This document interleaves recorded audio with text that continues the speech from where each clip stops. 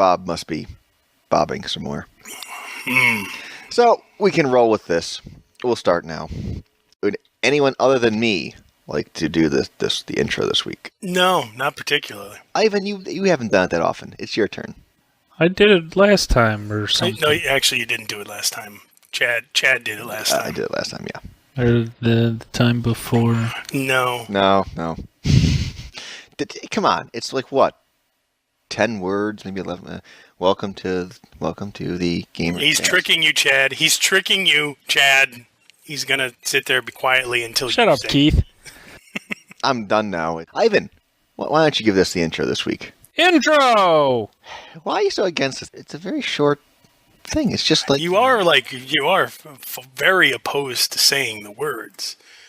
Say the words. I don't like words. You don't like words. No, Chad, just do it because nobody f***ing likes me anyway. Anytime anyone but you does anything, everyone says, where's Chad? Why didn't Chad do it? I've done it way too many times. How many times I've done this thing? That's because no one gives a shit about the intro unless you do it. Well, too bad. Then I can give a shit about this one because I'm not going to do this one. Someone else is going to have to do it. Welcome to the video game show podcast that's called the Video Game Show from the GamerCast Network, and it's episode 187. Joining us today is myself, Keith. We have Ivan, whom no one likes, who can say a word at any moment Well, in I'm time. not going to say hi if no one likes me. Well, just because we don't like you, we still have to acknowledge you. Well, that's not true. Well, you're right.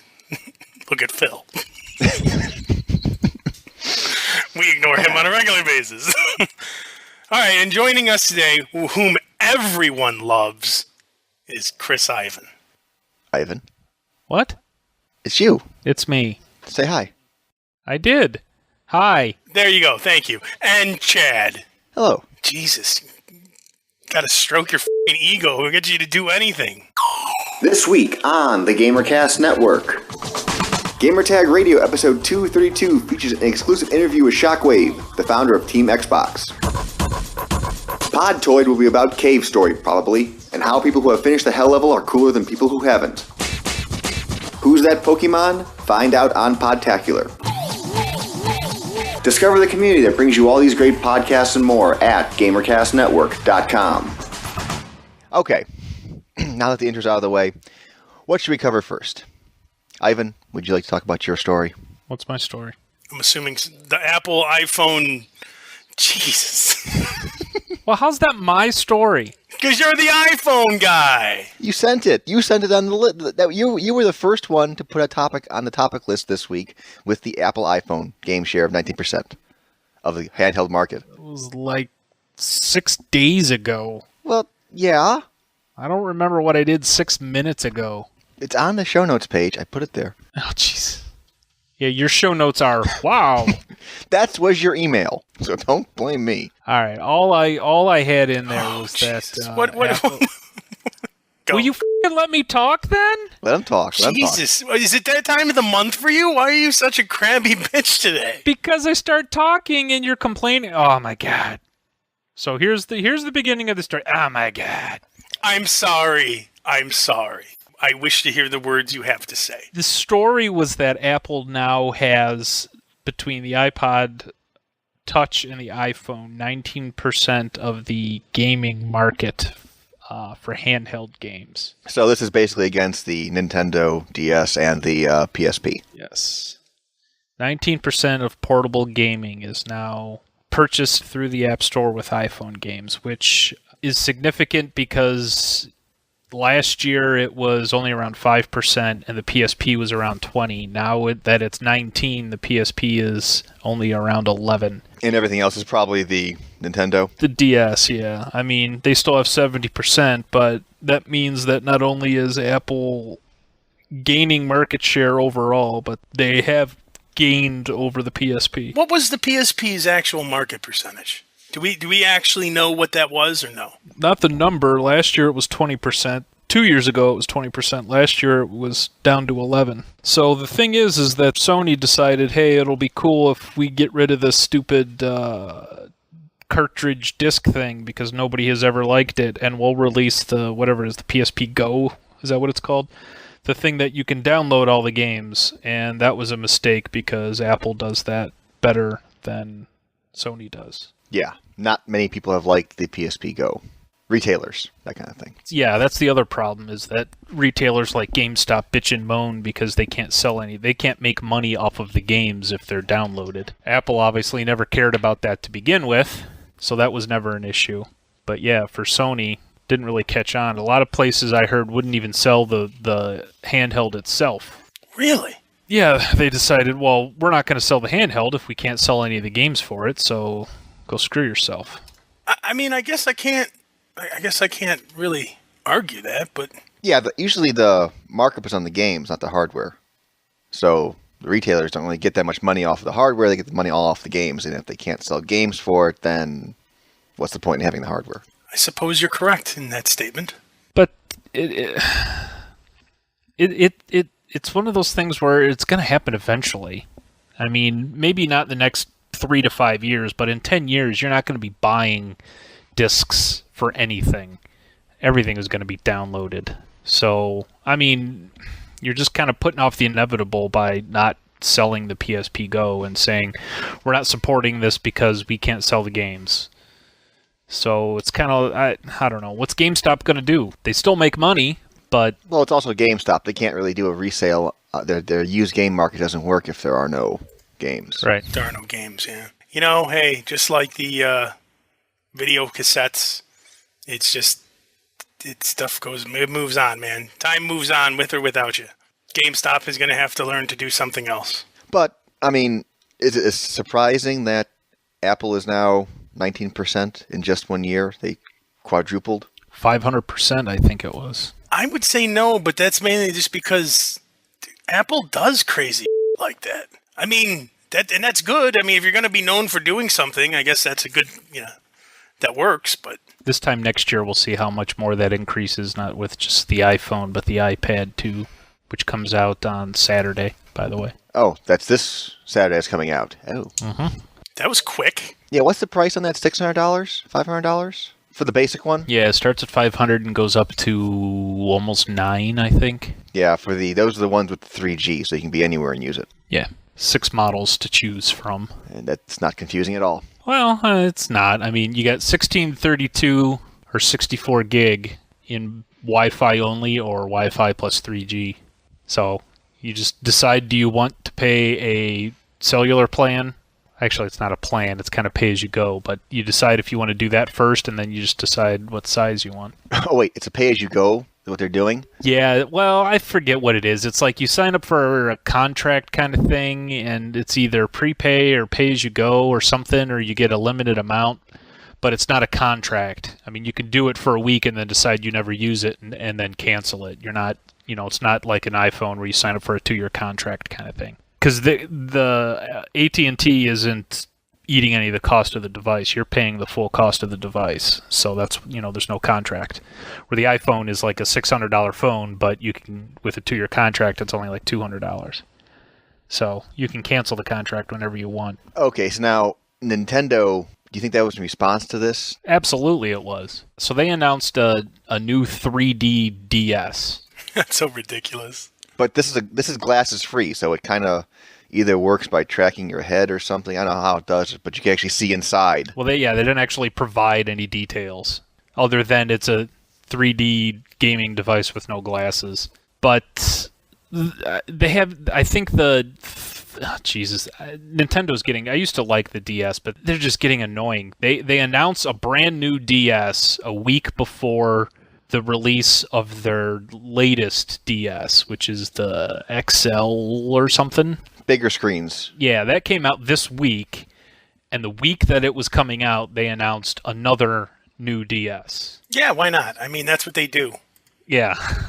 Hey, at least they came out with a new system instead of just a new color. Let's give credit where credit is due, because how many latest updates from them has just been... It's now in pink. It's now in camo. It's now thumbnail size. It's so the thing. So I read one article about this, and it was kind of speculation on how they might do it. The iPhone can do something similar with software. You can emulate 3D with an accelerometer and or a camera. The thing that they were doing was there's a dice game or something where you roll the dice, and depending on how you tilt or hold the iPhone, you can see different sides of the dice. So it uses the accelerometer, so you roll the dice and you can see like 2 or 3 sides of the dice. But if you tilt it, if you're holding it in front of you and you tilt the left side towards your face, you can see different sides of the dice. So they're thinking that could possibly be one of the ways they're going to kind of do this 3D without glasses kind of thing. Since all they said was 3D, no glasses. I don't know that necessarily means the objects are going to jump out at you as if you were watching like a 3D movie. 3D could just mean you can see 3 dimensions of things depending on how you're holding it or how the camera is, how you tracks your head or whatever. It'll look like there's depth to the screen, not a really flat image, but you actually be able to see inside and move it around, see around corners. So the thing that I read though said that it seems kind of ridiculous that Nintendo needs to release a new handheld to do that when that is done with software. I mean, if you have an accelerometer and or a camera, you can do that. But you can't charge $150 for a new piece of software if that's all it's doing. and I'm not even saying that to be a smartass. It's, release the new system and you can charge $150 and make a lot more money off of it. But ever since the one last year, the year before, the DSi has 2 cameras, one in front, one in back. So, essentially they've already got the hardware to do it. They might not have planned it for that. And if they didn't plan for that, they might not be able to do it. Right. So then essentially this 3D DS will probably be like an XL model, since that's their newest hardware model, with cameras front and back and probably an accelerometer built in, since all of those things are pretty cheap nowadays. So now, but here's the question though. I mean, let me think for this group. Would anyone here buy this thing?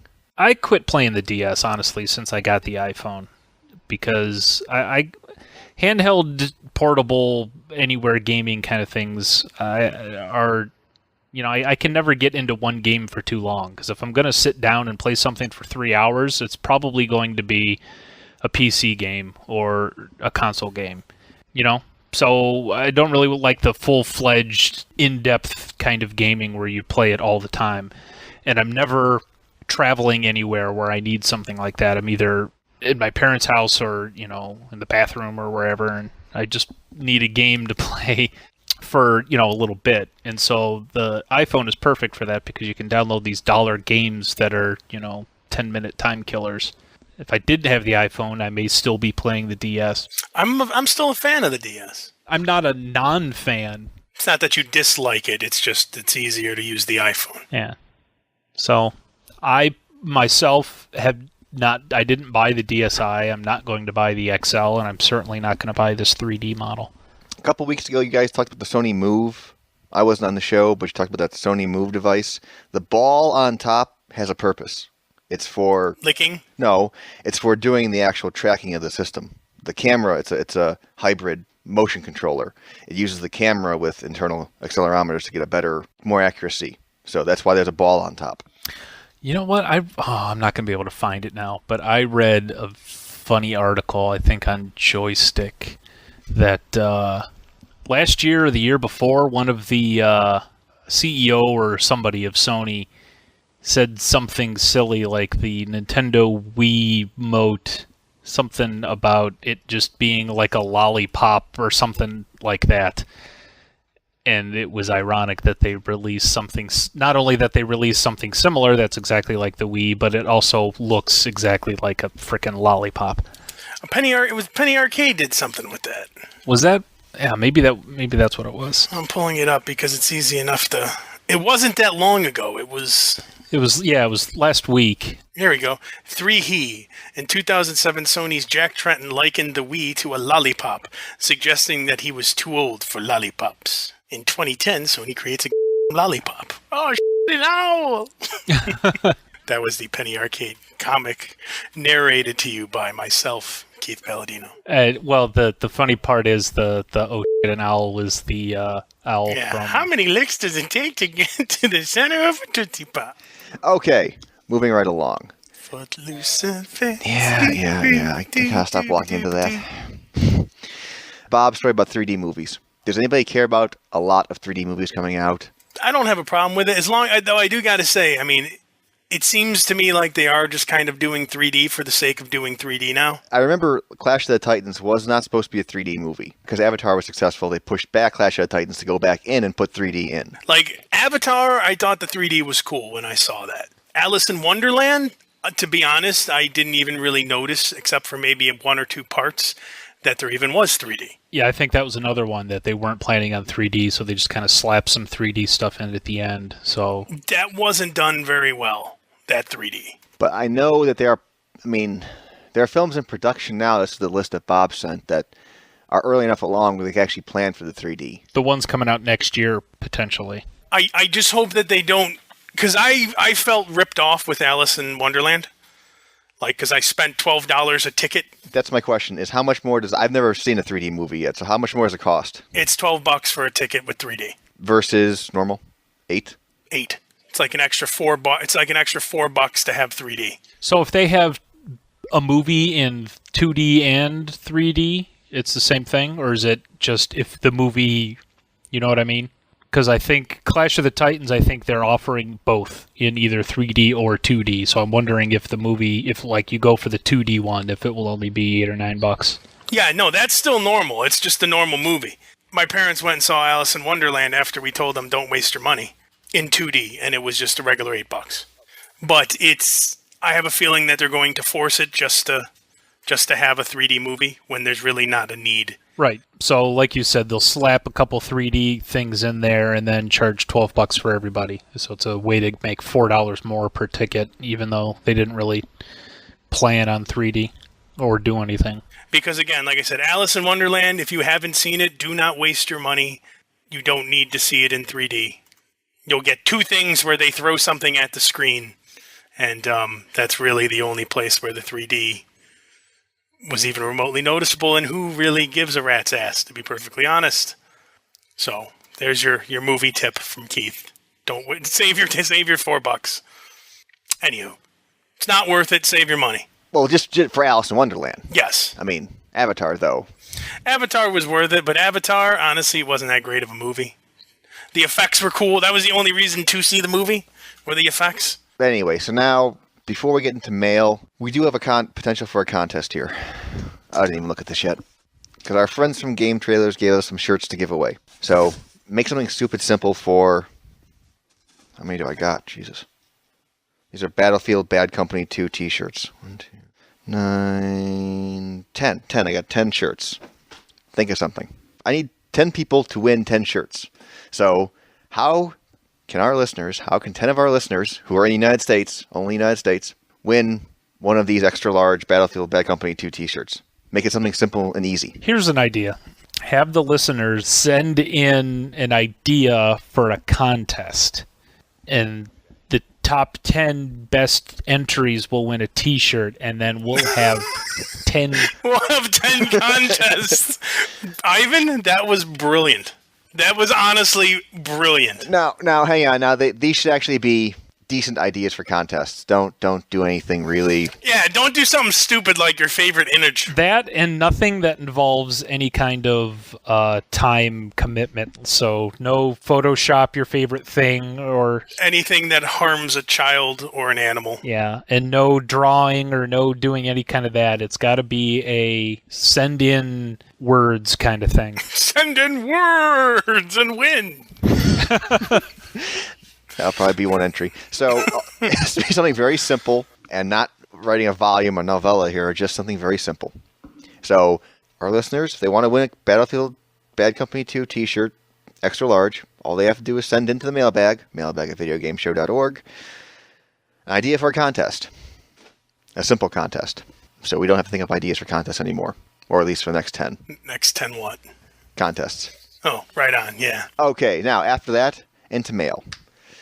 Unless anybody has anything else. Oh, Keith, did you want to talk about Dante's Inferno? We can. It's awesome. Are you going to play it more? I can play it more. Like I said, I beat what? Got into hell and beat Lust, which is so cool. Her nipples our little mouths and little tongues and spits out unbaptized babies, and you have to kill them. I mean, that's awesome. All I can say, I was grinning ear to ear when I got my you've killed 20 unbaptized babies achievement. Nice. I mean, I could play it more, though. Yeah, we'll give you one more week to play on that, so we have content for next week. Because we don't need it this week.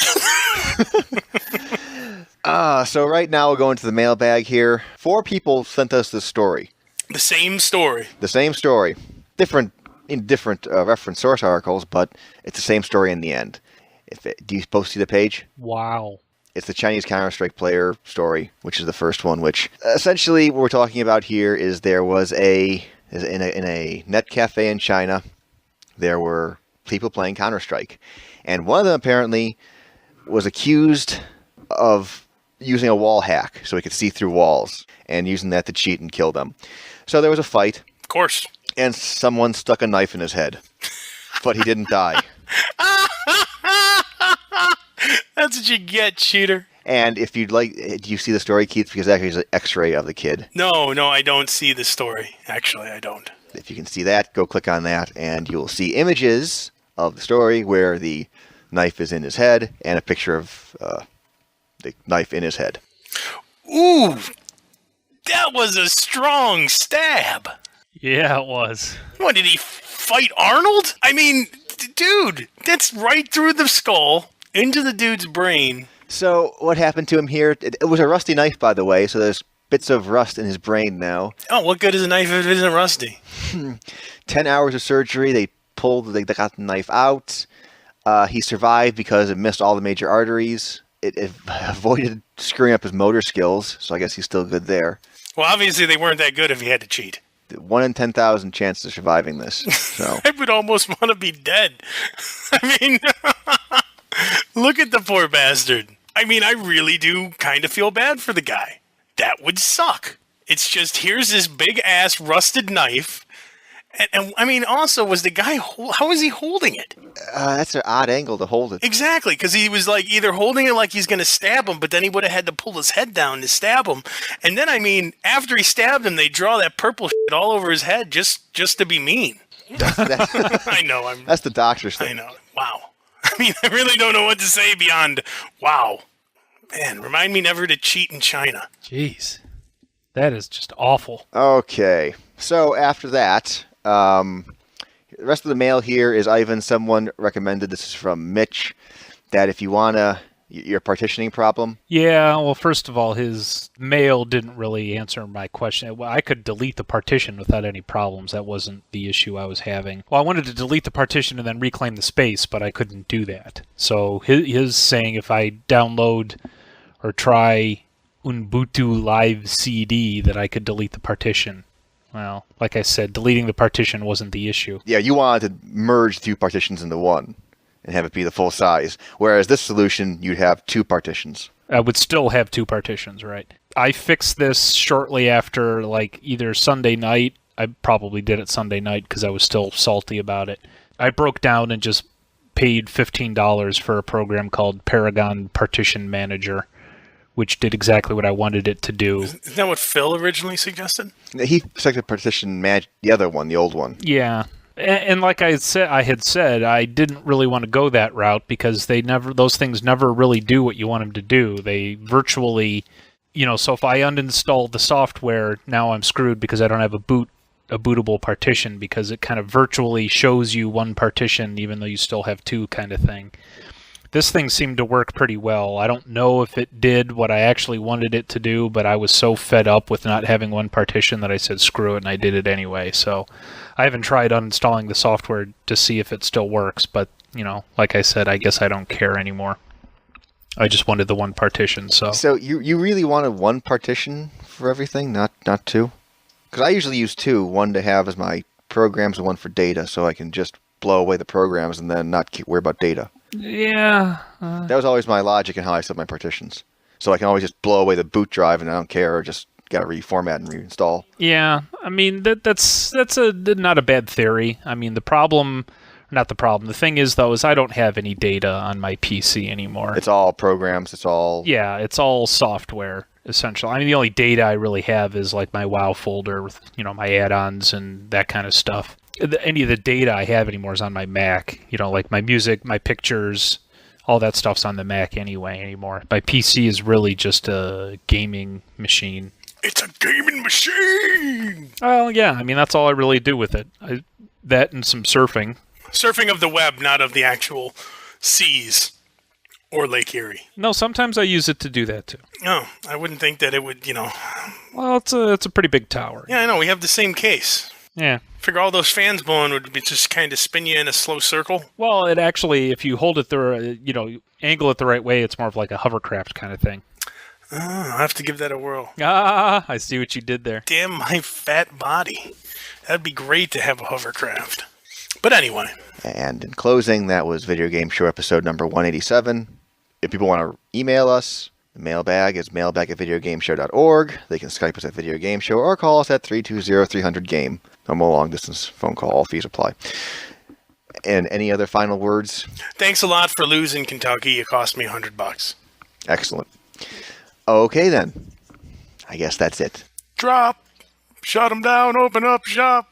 Whoa. No. That's how Rough Riders roll.